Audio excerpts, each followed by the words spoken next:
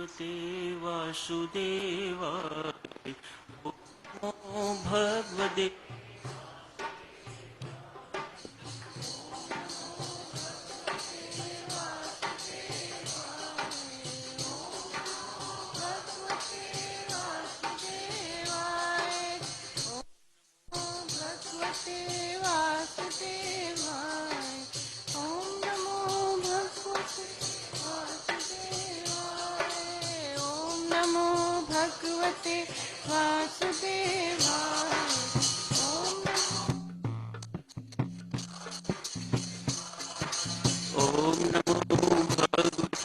वासुदेवाय। ओम नमो भगवते वासुदेवाय। ओम नमो भगवते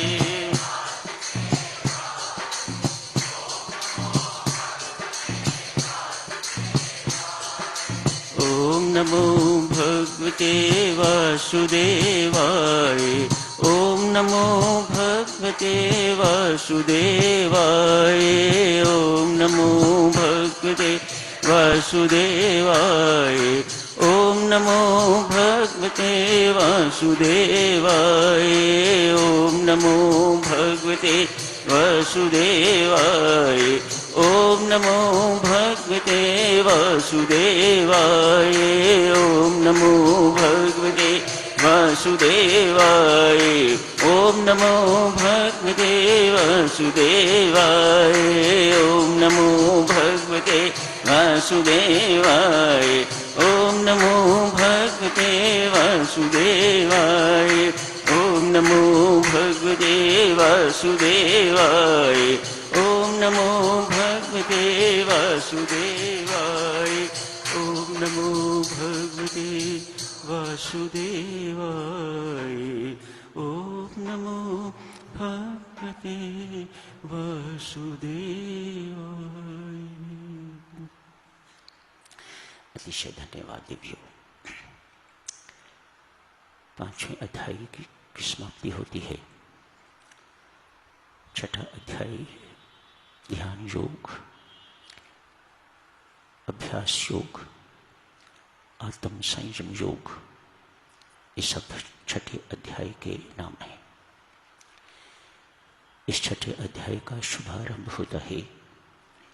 उस दिन आप जी से अर्ज की थी, छठे अध्याय ध्यान योग की भूमिका भगवान श्री पांचवें अध्याय के अंत से ही आरंभ कर देते हैं। आज अंतिम भाग में भगवान श्री ने यहां से शुरू किया। जो काम क्रोध को जीत लेता है वह परम सुखी इंसान हुआ करता है। उसे यति कहा जाता है। कालांतर में साधक जनों, यति वह है जिसे काम क्रोध छोड़ने की जरूरत नहीं पड़ती, काम क्रोध उसे छोड़ जाते हैं। ऐसे व्यक्ति को यति कहा जाता है। तनिक सोचें, काम क्रोध एक साधक, एक कर्मयोगी, ज्ञान योगी, भक्ति योगी के जीवन में कितने प्रबल शत्रु होंगे। इन पर जो विजय प्राप्त कर लेता है उसे यति कहा जाता है। उसे शांत सुखी मानव कहा जाता है। भगवान श्री आगे फरमाते हैं, ऐसी अवस्था कैसी लाभ हो। ऐसी अवस्था लाभ करने के लिए एक साधक को इंद्रियों के विषयों को बाहर ही रोकते हुए अपनी दृष्टि को भ्रूमध्य स्थान, स्पेस बिटवीन टू आईब्रोज, भ्रिकुटी स्थान पर टिका के श्वास प्रश्वास की क्रिया को सम करते हुए आप देखो, हमारी एक नासिका काम करती है एट ए टाइम। ध्यान के साधक के लिए यदि वह चाहता है कि उसे एकाग्रता लाभ हो, यदि वह चाहता है कि उसकी आध्यात्मिक शक्ति ऊर्ध्वगामी हो और उसे पूर्ण लाभ मिले, तो इन दो नासिकाओं से जो श्वास प्रश्वास चलता है उसे सम करने की आवश्यकता है।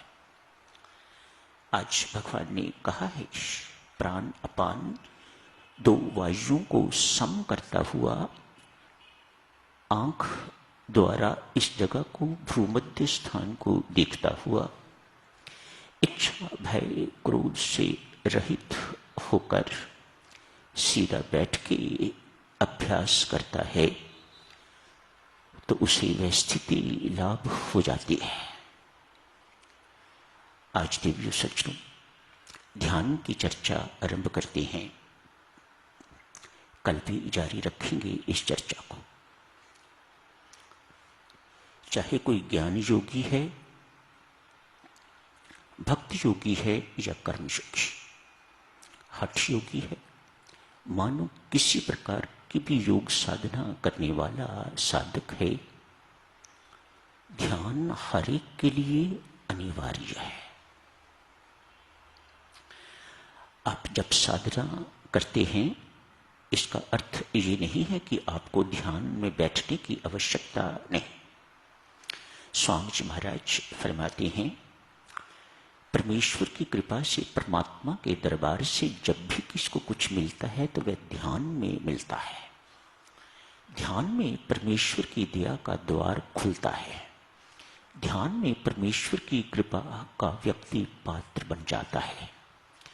ध्यान में ही उसका चंचल चित्त अचंचल हो सकता है, भटकता हुआ मन निश्चल हो सकता है, शांत हो सकता है। उसके अंदर परमात्मा के प्रति प्रीति का उपार्जन एवं परमात्मा की प्रीति में वृद्धि हो सकती है। यदि आप ध्यान में न बैठोगे तो इन सब जितने भी ये परम लाभ हैं, इन सब से वंचित रह जाओगे। जब साधना तो आपकी चल रही है, उसका अपना लाभ है साधक जनों, उसका कुछ उसके विषय में नहीं कहा जा सकता, लेकिन ध्यान का जो लाभ है उसे झुठलाया नहीं जा सकता। उस परम लाभ को हर साधक को लेना चाहिए। सुबह शाम ध्यान के लिए हर साधक को बैठना चाहिए। Must sit for meditation daily, twice a day if not thrice. त्रिकाल संध्या यदि हम गृहस्थों के लिए संभव नहीं है, तो कम से कम सुबह शाम ध्यान के लिए बैठना चाहिए। जो साधक बेकार है, मेरी तरह हैं, जिन्हें कोई कामकाज नहीं है, ऐसे साधकों को त्रिकाल संध्या के लिए बैठना चाहिए। ऐसे लोगों को 3 वक्त मेडिटेशन के लिए बैठना चाहिए।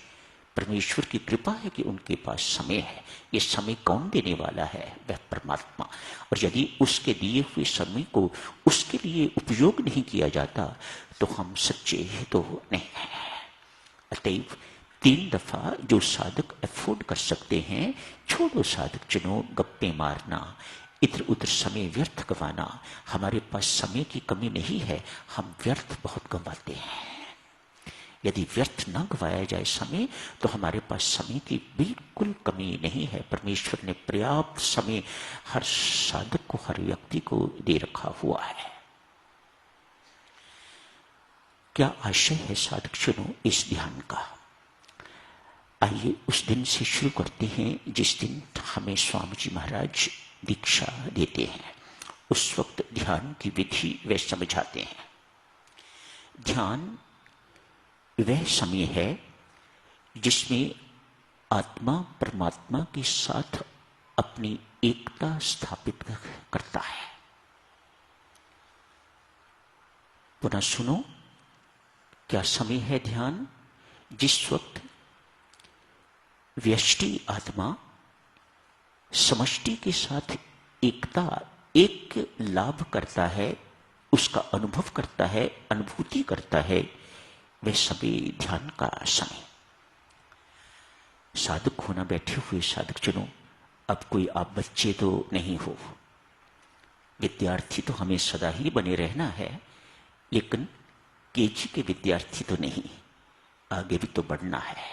इसलिए आज ध्यान संबंधी थोड़ी ऊंची आगे की बातें, पर शुरू तो आपको शुरू से ही करना होगा। स्वामी जी महाराज फरमाते हैं, ध्यान में बैठने के लिए परमात्मा को अपने अंग संग मानिएगा। मेहरबानी करके इसका अर्थ समझिएगा। जब आप जी से कहा जाता है परमात्मा को अंग संग मान के, तो झुक के परमात्मा के श्री चरणों पर अपने मस्तक को रख के प्रणाम कीजिए। कहाँ है वह अंग संग? कैसे अंग संग मानना है? आपके भाव उस वक्त किस प्रकार के होने चाहिए? स्वामी जी महाराज ने तो इतना कह दिया कि परमात्मा को अंग संग मान के झुक के प्रणाम कीजिएगा। अपने मस्तक को धरती पर टिका के परमात्मा के श्री चरणों पर टिका के तो प्रणाम कीजिएगा, उनसे भरपूर आशीर्वाद लीजिएगा। आप बहुत बड़ा काम शुरू करने जा रहे हो। ध्यान, अंग संग अर्थात वह परमात्मा हमारे भीतर है, बाहर है। भीतर है तो अंतर्यामी है, बाहर है तो सर्वव्याप्त है, कण कण में व्याप्त है। आगे है, पीछे है, इधर है, आगे है, पीछे, ऊपर, नीचे। मानो आप चारों ओर परमात्मा से, सब ओर से आप परमात्मा द्वारा घिरे हुए हो, बीच में आप बैठे हुए हो। यो मानो भक्त इस प्रकार को ऐसे मानता है जैसे एक नन्हा मुन्ना बच्चा, बालक, शिशु अपनी मां की गोद में बैठा हुआ है। मां की गोद में बैठा हुआ, मां नीचे भी है, ऊपर भी है, इधर भी है, आगे भी है, सब ओर से मां अगर ऐसे करके उसे कर लेती है तो वह सब ओर से मां द्वारा घिरा हुआ भाग्यवान बच्चा है। ऐसे ही भाग्यवान हम अपने आप को समझते हैं जिस वक्त हम ध्यान के लिए बैठते हैं।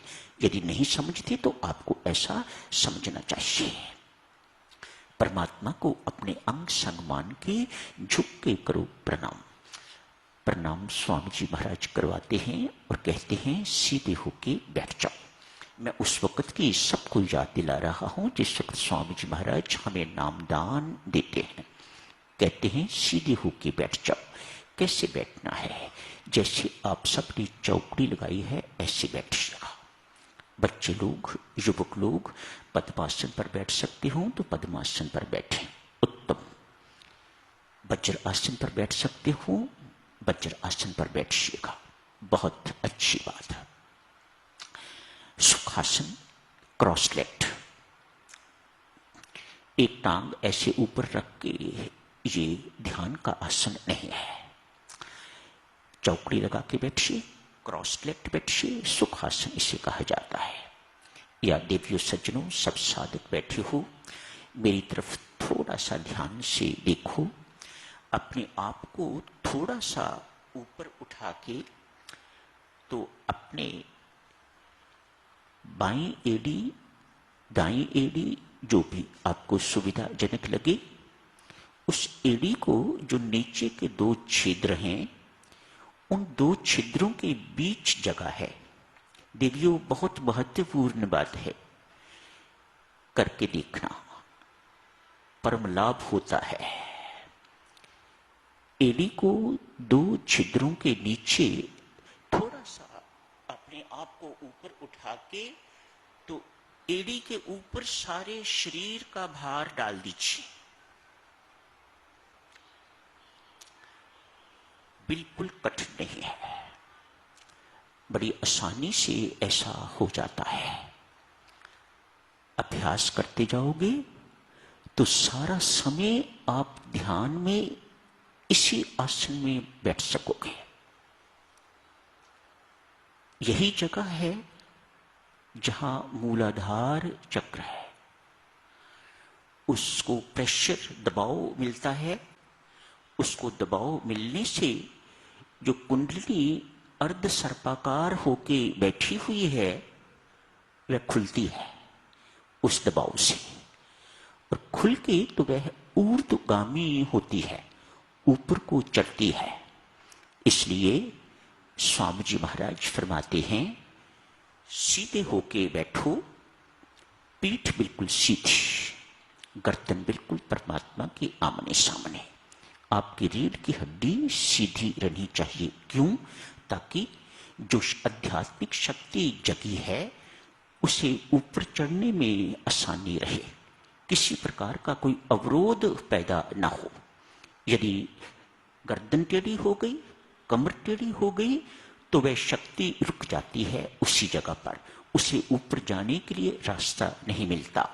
तो स्वामी जी महाराज कहते हैं, अप्रोच योर गुरु। अब वो करेगा, अब आप नहीं कर सकोगे।